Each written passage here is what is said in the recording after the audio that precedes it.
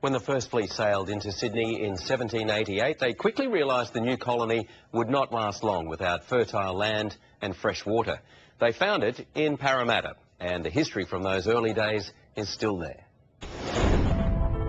Soon after the first fleeters arrived, they were forced to find water and land.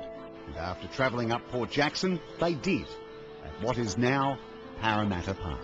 The first government farm was established here to supply all the needs of Sydney Cove and the colony. So Sydney Cove was effectively a storehouse for overseas wares, while the real seat of power was Parramatta.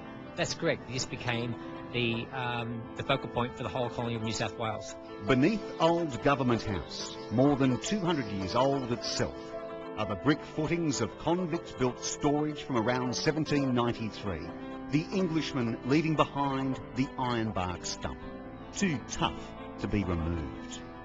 And in Old Government House, its Georgian architecture embraces mahogany dresses, plump ottomans and tapestry chaise longue, the modern skyline visible through the windows, a brilliantly conserved site that straddles time.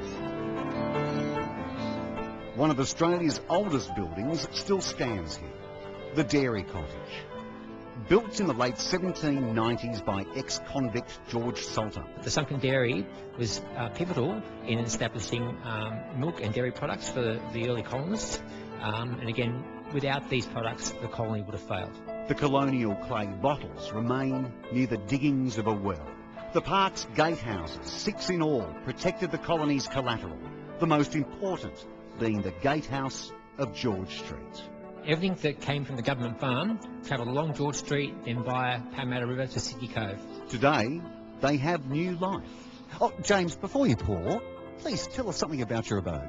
Well, this is the Macquarie Street Gatehouse, built in 1887 to guard the Macquarie Street entrance to Parramatta Park. For many Sydney-siders, Parramatta Park has been a playground for generations, the river bend of Little Coogee providing respite on hot summer days.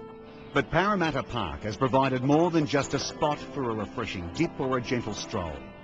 And we would do well to remember that. If they hadn't found fresh water and fertile soils here at Parramatta, the settlement would never have survived. And the trajectory, the timeline of history, Australia's history, could have been inexorably altered. It could have been completely different. Mike Dalton, 9 News.